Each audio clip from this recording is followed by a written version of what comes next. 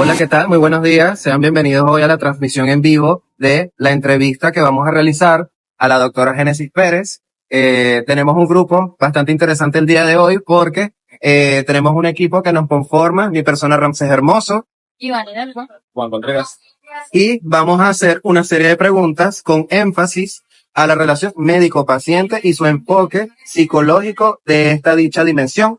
Entonces, doctora, queremos que nos cuente un poco más acerca de su labor. Y bueno, ¿quién es usted? Buenos días, yo soy la doctora Génesis Pérez. Yo estoy haciendo el artículo 8 en este momento, que es la médico rural. Y bueno, tengo ciertos estudios en diplomados. Yo soy ecografista integral. Tengo un diplomado en docencia, tengo un diplomado en higiene y seguridad industrial. También tengo un diplomado en salud prehospitalaria básica y salud prehospitalaria avanzada. Y bueno, aquí a la orden para contestar cualquiera de sus Bueno, dudas. muchísimo currículum, bastante importante la labor, una mujer bastante estudiosa, bastante preparada, y nos parece muy interesante formar este tipo de entrevistas, bastante enriquecedoras en el tema. Y bueno, comencemos sin tanto preámbulo. Una de las primeras preguntas que queremos realizarle es, con referencia, como ya anteriormente mencioné, la relación médico-paciente, ¿cuál es la importancia de la relación médico-paciente con la práctica diaria? Bueno, pregunta bastante importante, ya que tenemos conocimiento de que el 90% del diagnóstico se da a través de la anamnesis. Entonces, que haya una buena relación médico-paciente lo que hace es que podamos llegar a un diagnóstico certero. ¿Ok? Entonces, entre las cosas más importantes que podemos recalcar en la parte de lo que es la relación médico-paciente es una comunicación efectiva. Si el paciente no se siente escuchado, no vamos a poder llegar a un diagnóstico porque el paciente no va a poder confiar en ustedes. O sea, si el paciente no se siente escuchado, simplemente te va a negar información. Y si nos niega información, no vamos a poder llegar al diagnóstico. Entonces, ¿qué sucede? Que una vez que el paciente se siente escuchado claramente, guiando siempre el interrogatorio. El paciente les va a echar su cuento y todo lo demás, pero si usted viene y le dice, mire, yo vengo por un dolor de garganta. Entonces, si el paciente empieza con un cuento, usted lo escucha unos minutos y luego volvemos al dolor de garganta. Y de esta manera, el paciente se siente escuchado, usted guía de esa manera el interrogatorio y puede llegar al diagnóstico certero. Okay. Entonces, la comunicación efectiva es fundamental. Perfecto. O sea, usted nos está comentando en este momento que van a haber vertientes, o sea, el paciente va a desviarse del motivo principal de la consulta, va a hacer acotaciones de su día a día, más no va a estar enfrascado en el motivo principal por lo cual acude a consulta. Exactamente. Por ejemplo, hay personas que vienen y te dicen, mira, yo vengo por un dolor en el ciático. Literalmente es un dolor en el ciático y como sabemos esto es un dolor de forma crónica. Si ellos ya tienen un dolor de forma crónica, ellos ya saben cuál es el medicamento, ya ellos saben qué es lo que tienen que hacer. Eso quiere decir que tiene tanto tiempo con esto que ese no es su motivo de consulta. Y nosotros necesitamos saber cuál es el motivo de consulta que lo hizo que se parara de su cama y que fuese en ese día a su consulta a verlo. Entonces, ¿qué es? Nosotros indagamos y, bueno, pero ¿qué más tiene? ¿Qué otra cosita la podemos yo? Bueno, doctora, mire, yo también vine por esto. Ahí está el motivo de consulta. Entonces, en esa relación médico-paciente es donde vamos a poder llegar al diagnóstico, a lo que me hizo el paciente venir a la consulta. Ese es el verdadero motivo de consulta. Ok, porque sí tenemos entendido que van a llegar bastante dispersos e inclusive ahí es cuando nos está sugiriendo que nosotros tenemos que tener como esa especie de destreza para poder entrar en la mente del paciente o tratar de canalizarlo más certero y sobre todo resaltando los valores humanísticos. Exacto. Eso que lo mencionaste, la empatía. La empatía es realmente importante. Independientemente o no de que el paciente tenga un dolor, porque puede que te esté mintiendo o puede que simplemente quiera sentirse escuchado. Ahí es donde entra la empatía. O sea, independientemente de tratar o escuchar, ahí es donde entra y de verdad es bastante fundamental. Doctora, y fíjese muy bien cómo llevamos el hilo conector de esta conversación, de esta conferencia bastante interesante, de esta entrevista, y nos surgen ciertas preguntas que mi compañera le va a preguntar para unir este orden de ideas que tenemos en cuanto a la... Por supuesto, adelante. Doctora, ¿cuáles serían los principales desafíos al mantener una buena relación con tus pacientes? Desafíos pueden ser muchos. Sin embargo, los que Te voy a mencionar en este momento, son los más importantes. El primero sería una educación al paciente. Puedes escuchar a muchos pacientes diciendo, mira, yo no me tomé más esa pastilla porque esa pastilla a mí no me hizo absolutamente nada. Entonces, ¿qué pasa? No hay una adherencia al tratamiento como tal, no logra solventar el problema del paciente y el paciente va a continuar con esto. ¿Qué sucede cuando tú educas al paciente? Bueno, al educarlo, tú le explicas el por qué se va a tomar el medicamento, el por qué incluso la hora. ¿Por qué se lo va a tomar, señora, a las 7 de la mañana? ¿Por qué se lo tiene que tomar en ayunas? ¿Por qué se lo tiene que tomar, ejemplo, 30 minutos antes de comer? Como es el caso, por ejemplo, de los tratamientos para las personas con diabetes, como es el caso del tratamiento de las personas con hipertensión arterial. El por qué te lo tienes que tomar a tal hora.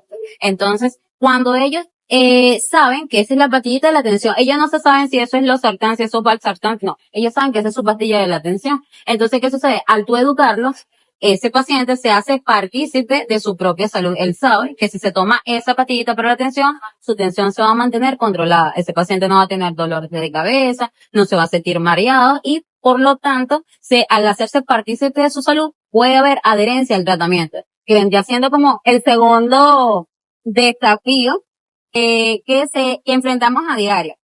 Cuando yo me refiero a adherencia al tratamiento, vuelvo al primer punto.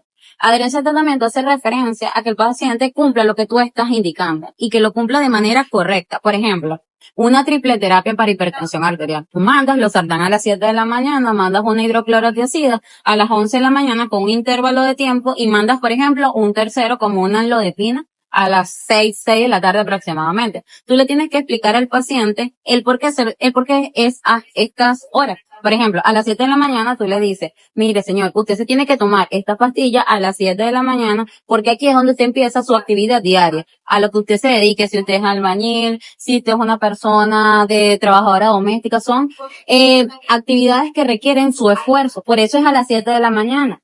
Entonces, porque usted se va a tomar la hidroclorotiazida a las 11 de la mañana, señor, la hidroclorotiazida lo va a mantener orinando. Usted le tiene que explicar que eso lo va a poner a orinar, porque si no, el paciente no se va a adherir al medicamento porque es que lo puso a orinar.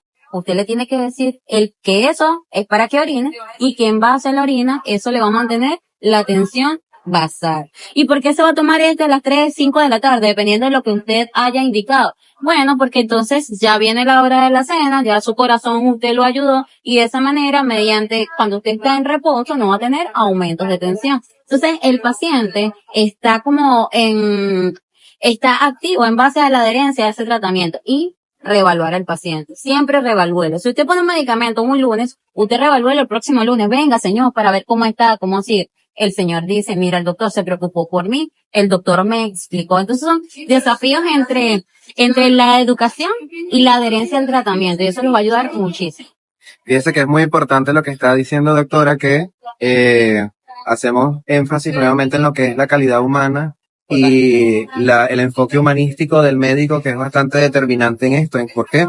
Porque en base a esto te permite seguir el tratamiento, darle seguimiento y que el paciente no se sienta solo, no se sienta desatendido, no se sienta que fue a un médico más, y que el médico básicamente no fue una comunicación vertical, sino un feedback de ideas donde el médico, en este caso usted, el profesional de la salud, le manda una serie de condiciones, de medicamentos. Entonces, muy importante lo que dice con respecto a con mantener una dinámica activa el mismo paciente en pro de su salud, comenzando con los medicamentos que va a estar continuamente administrándose. Y bueno, bastante importante saber que uno tiene que explicarle la importancia de cada uno para que pueda hacer educación como tal, como lo que usted está mencionando. Así es. Entonces, ¿existe alguna... Tener como más empatía con el paciente. Tipo de confianza entre médicos también, para que se sienta a gusto con... Exactamente. E incluso el paciente te lo dice, gracias doctora, porque usted me explicó, no he conocido a ningún otro médico que me explique, o sea, es cuestión de verdad. Te vas a tomar 10 minutos más en tu consulta, pero créeme que ese paciente siempre va a volver, y siempre cuando vuelva, va a volver mejor. Entonces estás cumpliendo tu objetivo, que es que el paciente se adhiera el medicamento, que es poder solucionar su problema y de esa manera su mejoría. Claro, y es bastante gratificante uno sentirse bien profesionalmente como médico cuando tú estás cumpliendo bien tu trabajo, ves la evolución de los pacientes y ves una mejoría como tal, porque hay veces me imagino que le deben llegar pacientes muy decaídos y en el transcurso de un tratamiento prolongado, en el transcurso de un análisis o un chequeo periódico vamos viendo la evolución positiva, ¿no? Exactamente así. ¿Cómo maneja usted las diferencias culturales y de comunicación con el paciente? Bueno, en base a las diferencias culturales, te puedo decir que hay bastante, de verdad, controversia. Porque existen, no como tal, no nos vamos a meter a hablar sobre las diferencias culturales exactas, ¿ok?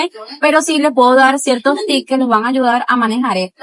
Por ejemplo, tenemos que dar como algo en general. ¿Como cuál? No es que le vamos a decir al paciente, mira, vamos a tomar esto y esta es la única opción que tiene, sino que más bien le tenemos que proporcionar opciones para que el paciente sepa, mira, en base a mi cultura no puedo hacer esto y esto y esto, pero el doctor me proporcionó 3 opciones más que sí están bajo mi tutela, entonces yo me puedo adherir a una de estas. También está la base de poder involucrar a los familiares. Los familiares también siempre tienen una mayor base o un mayor peso sobre el paciente, entonces te pueden ayudar a que él tome una decisión correcta. Entonces siempre está el hecho de no dejarlo sin opción, para que de esa manera lo puedas ayudar, porque eso es lo que queremos, ese es el objetivo principal, poderlos ayudar, indiferentemente de cuál sea su cultura, de cuál sea su religión, siempre respetar sus creencias. ¿Por qué? Porque no podemos decirle a un paciente que ha creído, tiene 35 años, y ha creído 35 años algo, y usted, porque es una persona de ciencia, le va a decir que eso no es así.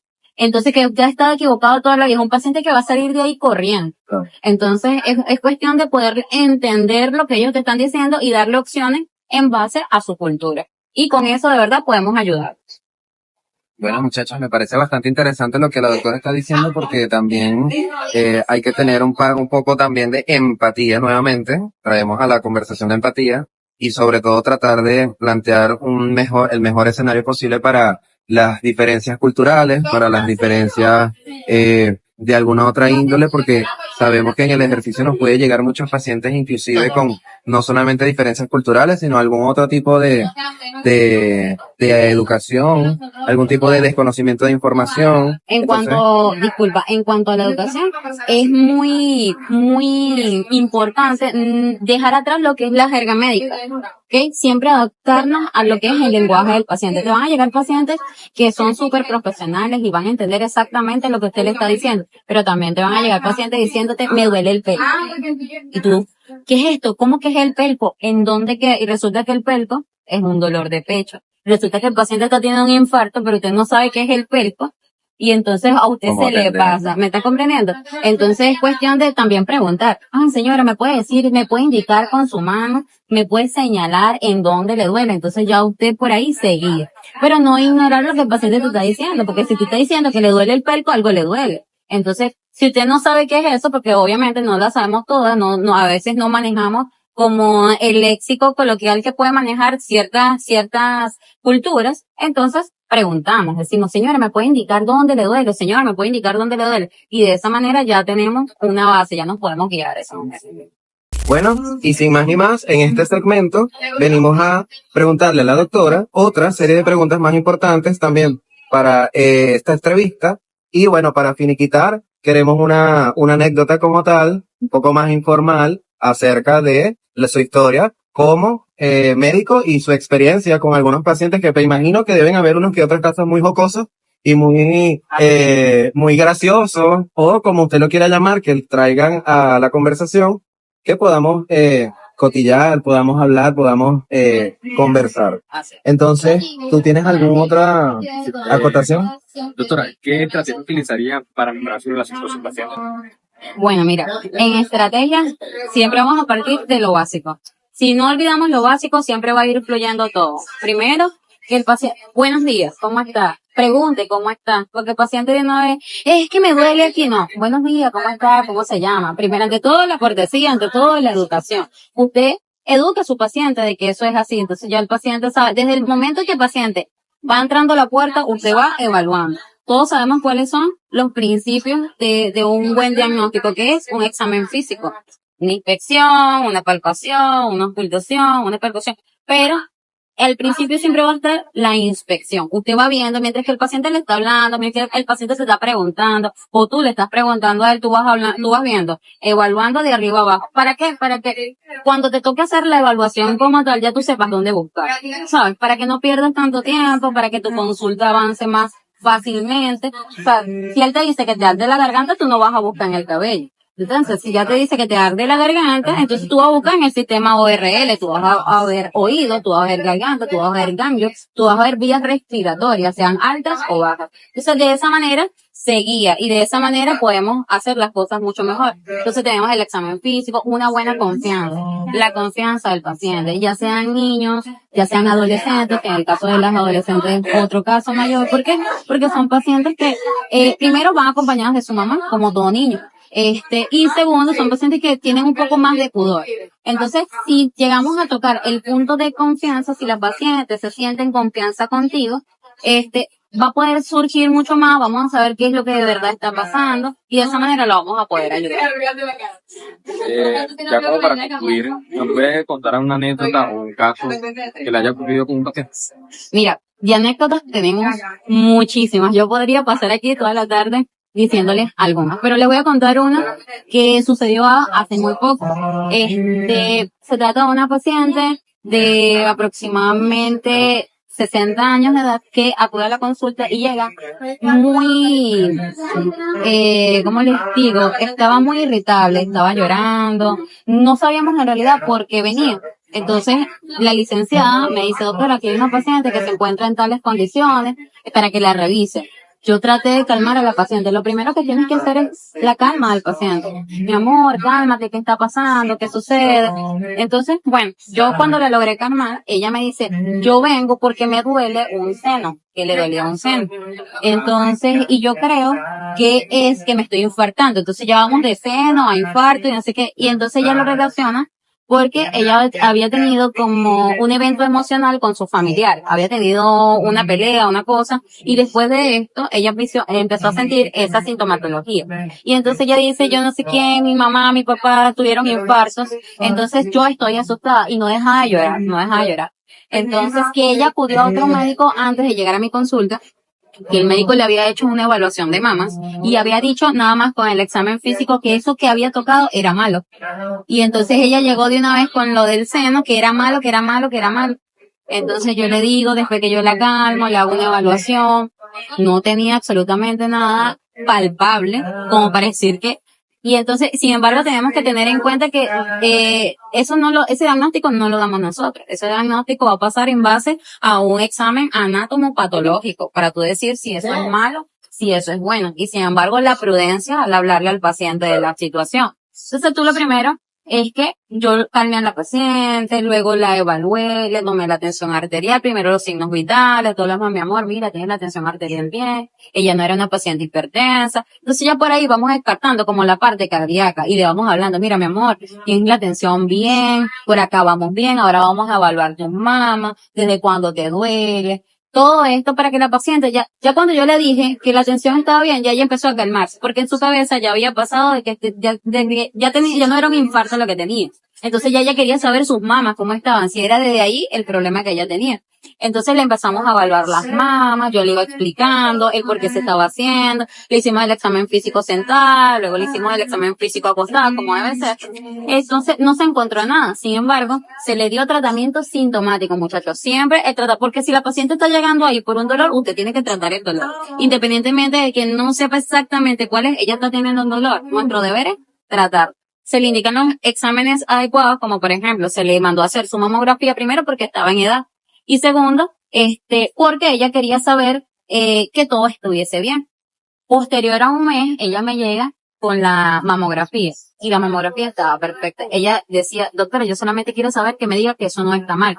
Yo no estoy diciendo que tengamos que negar algún tipo de información en caso de que sea cierta, sino es que la prudencia, el saber cómo decirlo, el saber cómo hacer, cómo tener tacto, muchachos, tacto. Porque no es fácil que te digan que tienes algo mal. Claro. Entonces, cuando yo leí la mamografía estaba bien, tiene un BIRAC2 que hace referencia a lo que es algo benigno.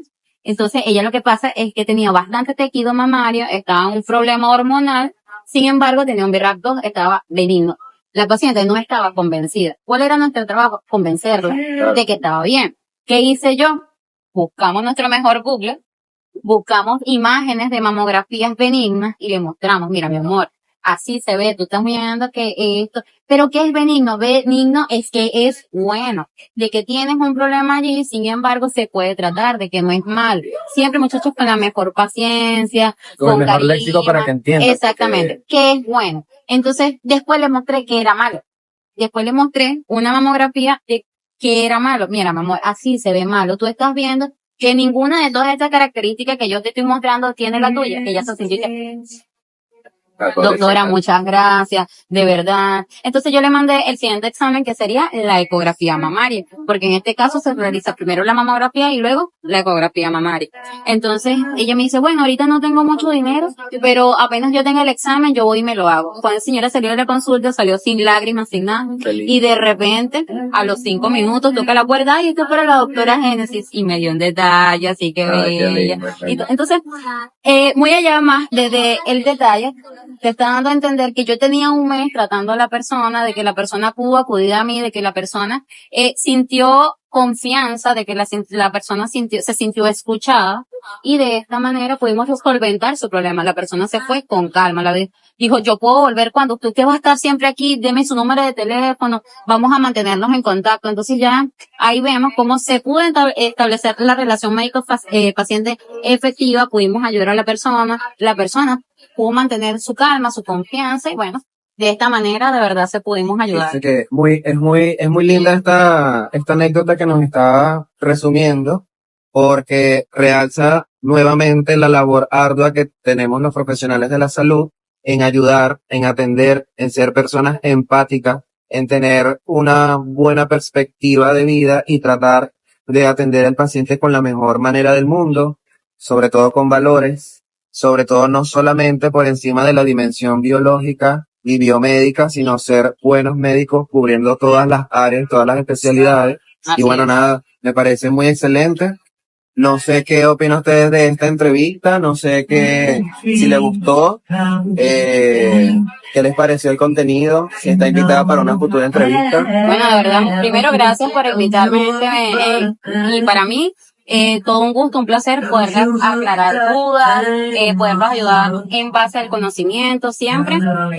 Siempre está en la cuestión de enseñar. Enseñar, nosotros siempre vamos a ser agentes de cambio, y eso siempre se va a enseñar desde un principio, desde que la persona va avanzando en la carrera hasta que se gradúan, hasta que se realmente logran ser médicos. Siempre vamos a ser agentes de cambio, tanto del paciente como del familiar, como para el resto del mundo. Entonces, bueno, siempre aplicar eso. Muchísimas gracias, encantado de tenerte acá. Gracias, igualmente, Bueno. queremos compartir siempre. Muchísimas gracias a ustedes, espero que les haya gustado todo este contenido que estamos generando y esperemos tenerlos pronto, una nueva emisión, y bueno, nos despedimos, esperemos que tengan una feliz tarde. Bye, bye.